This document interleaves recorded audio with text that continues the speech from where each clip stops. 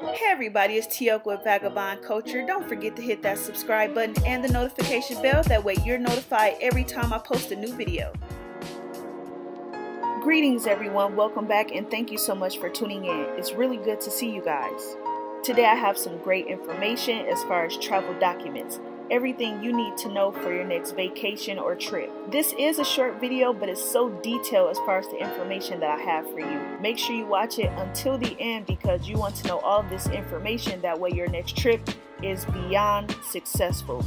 They're not in any particular order, but welcome to 8 basic documents while traveling. A travel insurance policy can protect you from a variety of unexpected circumstances that could affect your travel plans, trip investment, and health while traveling. There are 3 reasons to purchase travel insurance. The first reason, trip cancellation. The basic purpose of a standard trip insurance policy is to reimburse travelers for their insured prepaid and non-refundable trip costs if they have to cancel a trip due to a covered reason.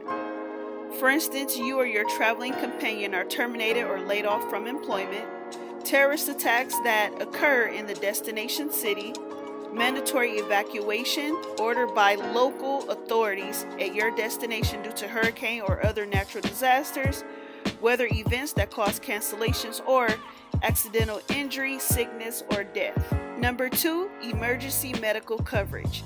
This is particularly important for international travelers, as standard health insurance plans sometimes won't cover medical bills from other countries.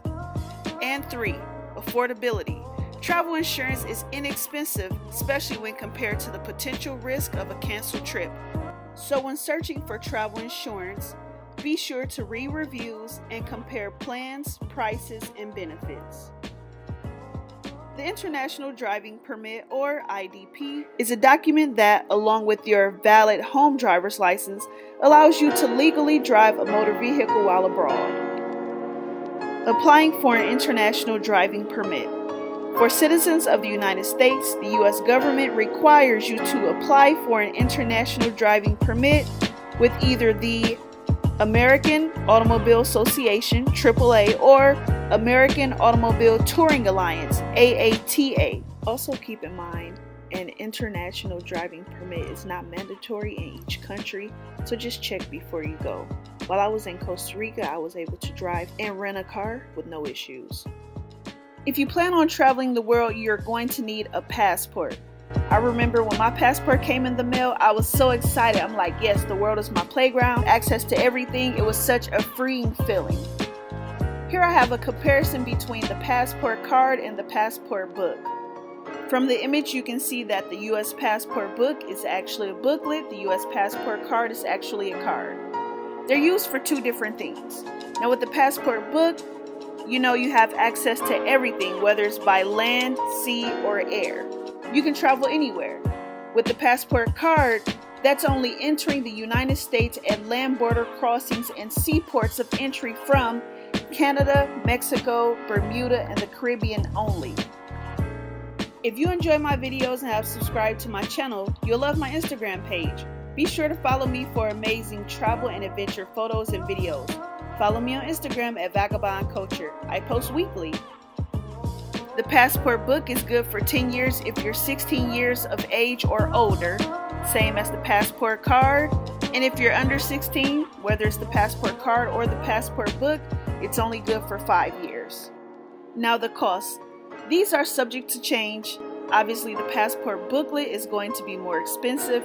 Right now I'm showing $145 for applicants 16 and older for the passport book, under 16 $115, and renewals after the 10 years $110. Now as far as the passport card, $65 for applicants 16 and older, $50 for applicants under 16, and $30 if you would like to renew by mail. Acceptable IDs for domestic U.S. travel. This would be your U.S. passport, your U.S. passport card, a permanent resident card, boarding crossing card, or your regular driver's license or state identification card. When leaving the United States, there are 2 kinds of identification requirements for international travel These will be the things that I've already listed, along with your birth certificate or your social security card, that type of thing. For domestic flights within the United States, TSA does not require children the age of 17 and younger to have any kind of identification to get past security. But it's always a good idea to have the child carry some kind of ID, even if it's not a passport. That way they can, identify the age of the child. One thing I would highly suggest is an enhanced driver's license. This is a state-issued driver's license that provides proof of identity and U.S. citizenship, as well as additional information. This is nice because you can use your enhanced driver's license instead of purchasing a passport card to re-enter the U.S. from Canada, Mexico, or the Caribbean. Consent for travel with minors. If you are traveling alone with a child, foreign border officials may require custody documents or notarized written consent from the other parent.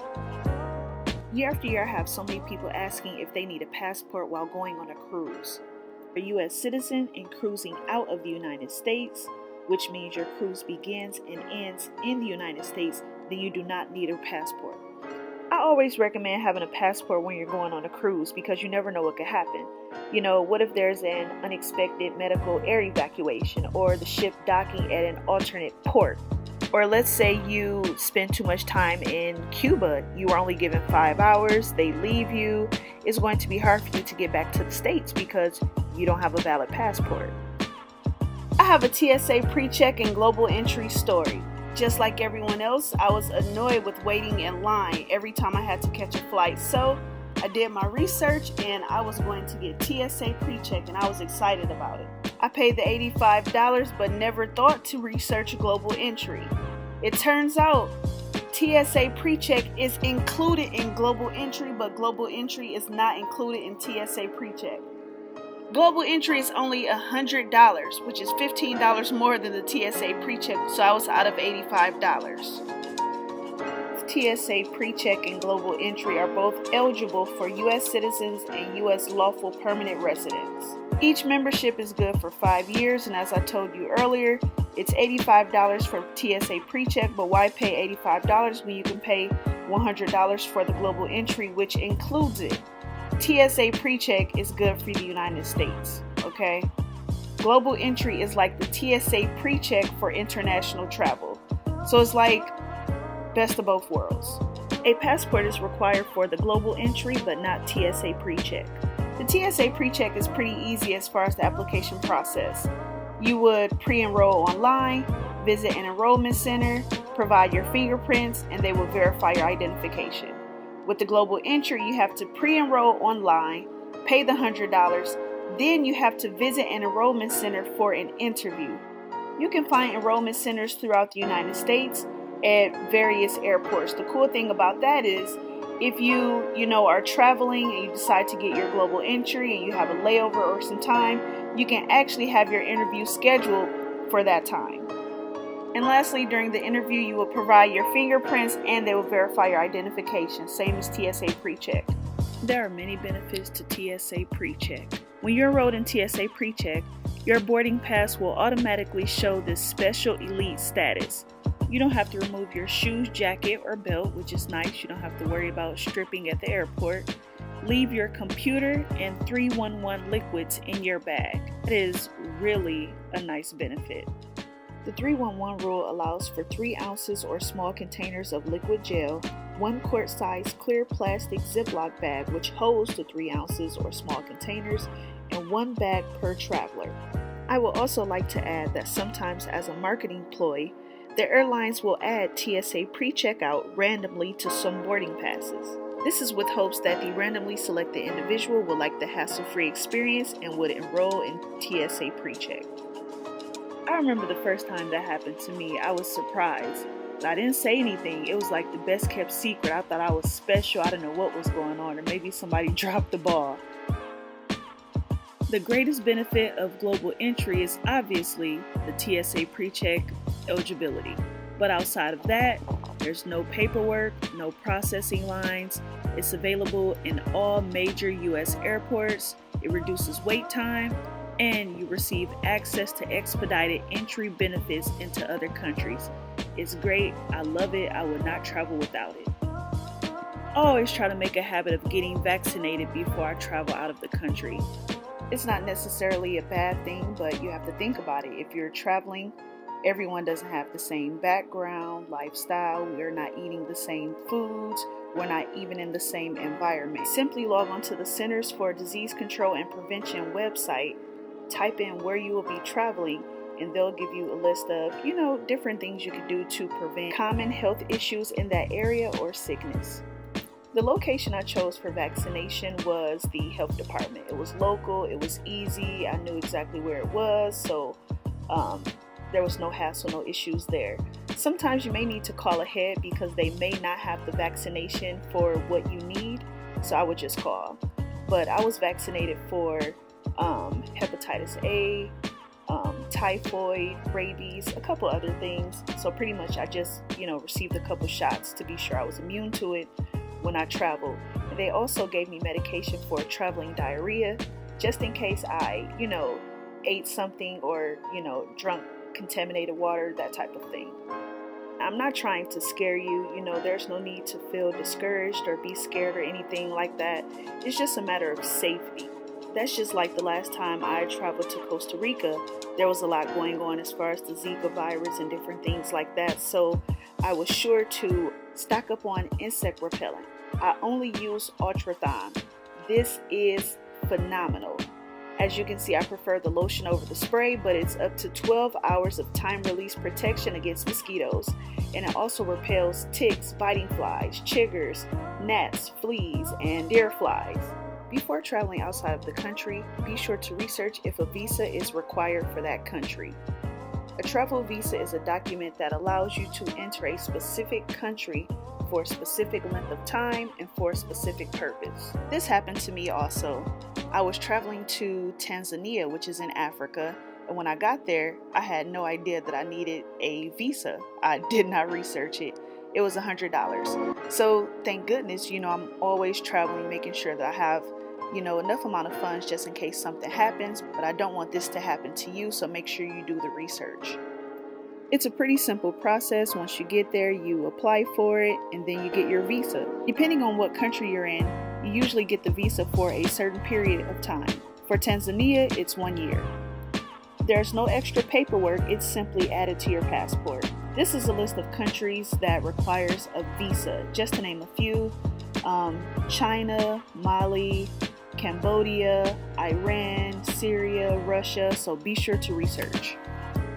Whether you are a visitor to the United States or a U.S. citizen arriving to the United States, you must fill out a customs declaration form, which is basic information about who you are and what you are bringing into the United States, such as agricultural and wildlife products, and whether or not you have visited a farm prior to traveling to the United States.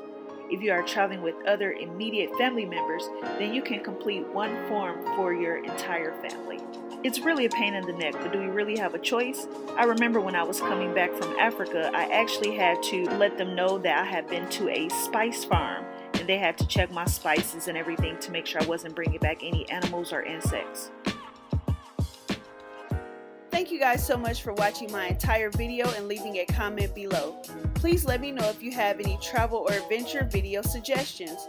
Don't forget to hit the subscribe button and the notification bell, that way you're notified every time I post a new video. See you next time!